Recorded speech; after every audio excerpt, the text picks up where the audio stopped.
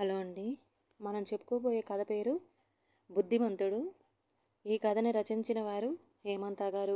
ఇక మనం కథలోకి వెళ్ళిపోతే మధ్యాహ్నం 12:30 అయ్యేసరికి పనులన్నీ తెమర్చుకొని వీధి గదిలో ఉన్న కిటికీ దగ్గరికి చేరింది శ్రీలక్ష్మి.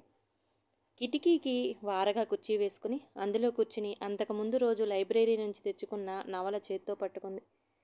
పేజీలు తిరుగుతున్నాయన్న మాటే గాని ఆమె దృష్టంతా ఎదురింటి గేటు మీదనే ఉంది. ఆమెకు తెలుసు, మరో అరగంట తర్వాత కానీ తన నిరీక్షణ ఫలించదని. అయినా ఏదో ఆతృత, ఇది అని చెప్పలేని ఆరాటం, తనకు కావలసిన వ్యక్తి కోసం ఎదురు చూడటం ఓ తీయని అనుభవం. ఆ నిరీక్షణ క్షణం ఓ మధుర యుగం. ఆ అనుభూతుల్ని తనివి తీరా అనుభవించడం కోసమే శ్రీలక్ష్మి ఓ అరగంట ముందే కిటికీ దగ్గరికి చేరుకుంటుంది. గడియారం టంగున 1 గంట కొట్టింది. సరిగ్గా అదే సమయంలో ఎదురింటి గేటు చప్పుడయింది. శ్రీలక్ష్మి గుండె జల్లుమంది. అదో మధురమైన జలధరింపు. దిగ్గున కుర్చీలోంచి లేచి మరింతగా కిటికీ దగ్గరికి జరిగింది. అతనే పచ్చగా మెరుస్తున్న బలిష్టమైన చేతులతో గేటు వేసి పెద్ద పెద్ద అంగలేసుకుంటూ ఇంట్లోకి వెడుతున్నాడు. చూస్తున్న శ్రీలక్ష్మి ఒంట్లో తీయని పులకింతలు బయలుదేరాయి. అతనే వచ్చేశాడు. తనలో తనే గొణుక్కుంది.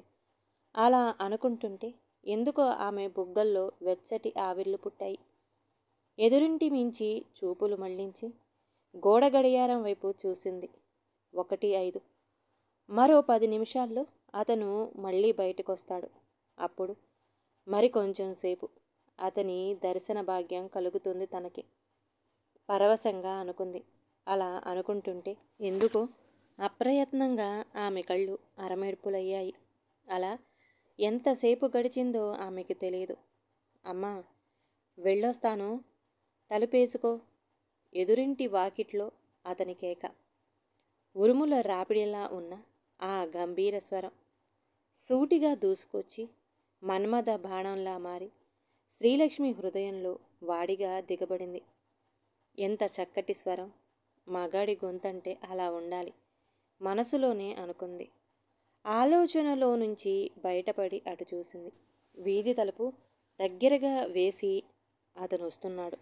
కళ్ళు విప్పార్చుకొని కిటికీ ఊచల్ని పట్టుకొని అతన్నే చూస్తుంది శ్రీలక్ష్మి.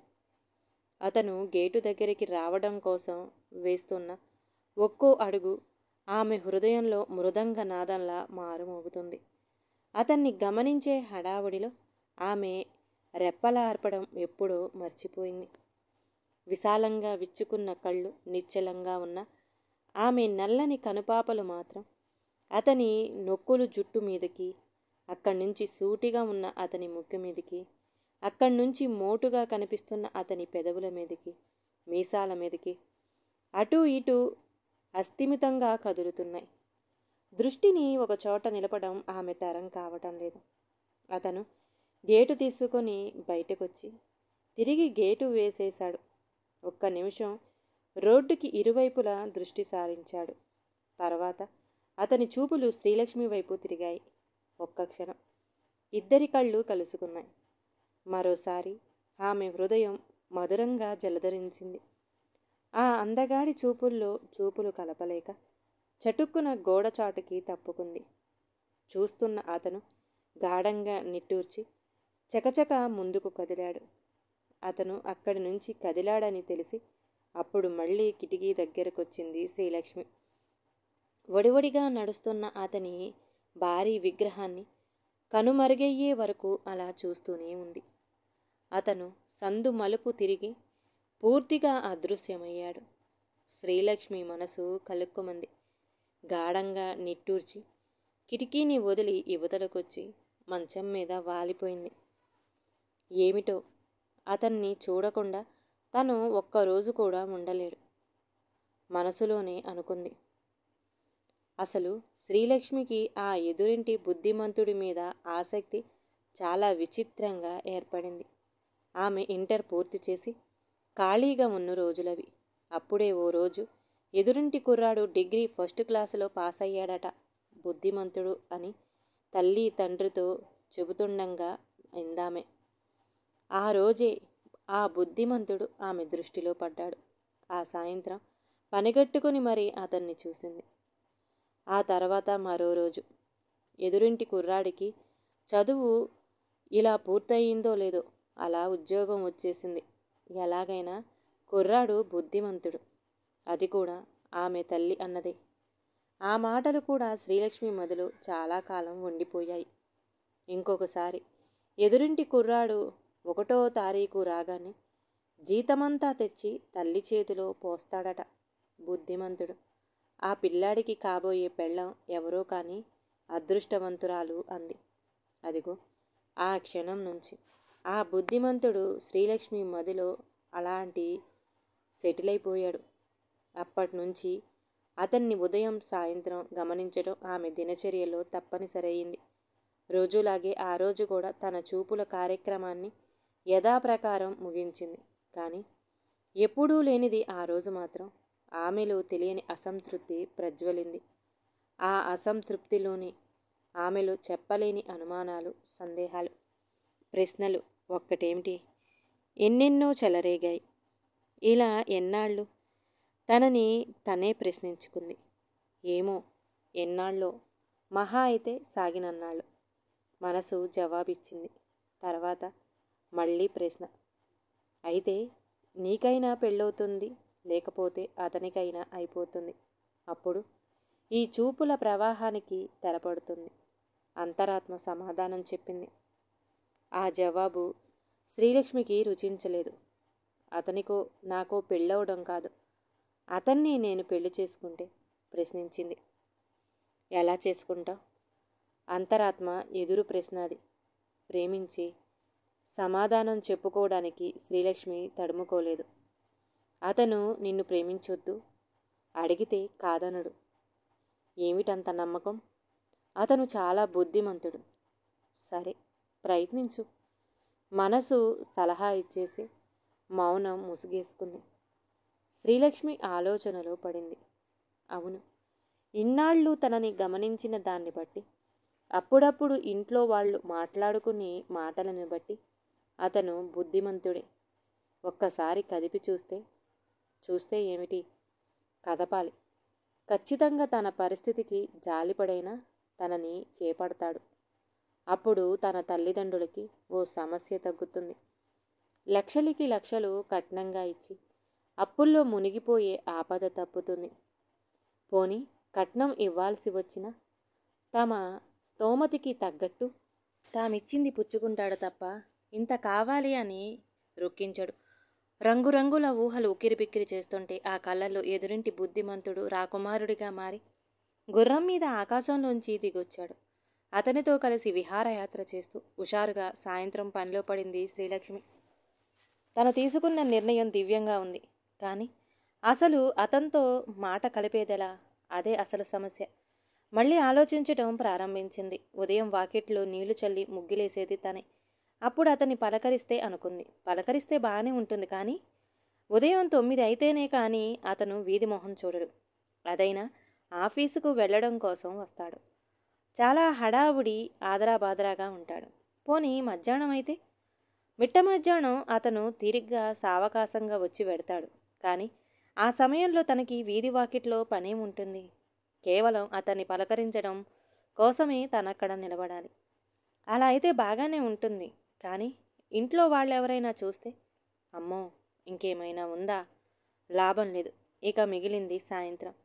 అతను సాయంత్రం ఆఫీసు నుంచి వచ్చిన తర్వాత ఓ అరగంట సేపు వీధి వాకిట్లో పచార్లు చేస్తాడు. తను రోజూ చూస్తుందిగా, అప్పుడు పలకరించాలి. కానీ ఏమని పలకరించాలి? అసలు అతనితో మాట్లాడే అవసరం తనకేముంది ఆలోచించింది. నిజానికి అతనితో మాట్లాడే అవసరం ఆమెకేదీ లేదు. కానీ సృష్టించుకోవాలని నిర్ణయించుకుంది. అప్పుడు ఆమెకి హాయిగా నిద్రపట్టింది. ఆ మర్నాటి నుంచి శ్రీలక్ష్మి దినచర్య మారిపోయింది. ఇంటి పని, వంట పని సాధ్యమైనంత తొందరగా చేసుకుంటుంది. మిగిలిన కాలాన్నంతా అద్దం ముందు గడుపుతుంది. ఇది వరకు అందం పట్ల అశ్రద్ధగా ఉండేది. ఇప్పుడు దాని మీద ఎక్కడలేని శ్రద్ధ వచ్చేసింది. ఇది వరకిటిలా మాసిన చీరలు కట్టట్లేదు.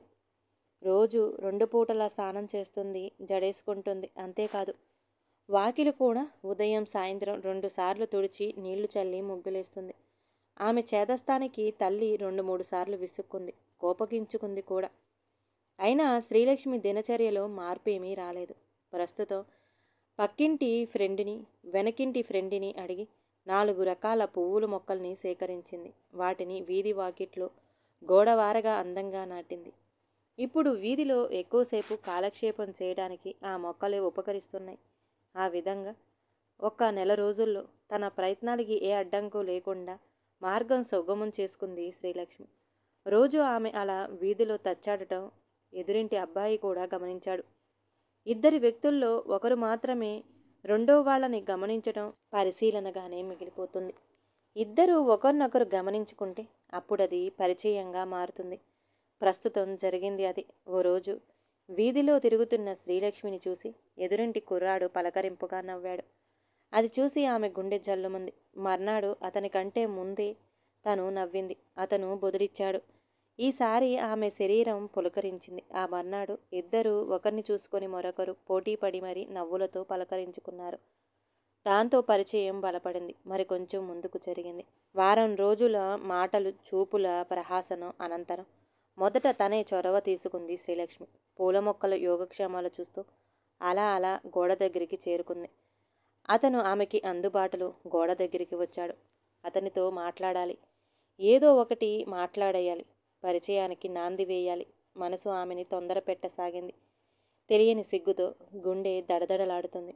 అతనితో మాట్లాడబోతున్న భావన వెన్నులో తీయని జలధరింపుల్ని పుట్టించి ఒళ్ళంతా వణికిస్తుంది. కాళ్ళు చేతులు సన్నగా కంపిస్తున్నాయి. గొంతు తడారిపోయింది. హృదయం మాత్రం తెగ తొందర పెట్టేస్తుంది మాట్లాడమని. చివరికి ధైర్యం చేసి గొంతు విప్పింది. మీ దొడ్లో పూల మొక్కలేమైనా ఉన్నాయా? అతనితో ఆమె మాట్లాడిన మొదటి మాట అది. ఆ, ఏమిటి అన్నాడు అతను. శ్రీలక్ష్మి ఉలిక్కిపడింది. తనకి ఇంత సిగ్గైతే ఎలా?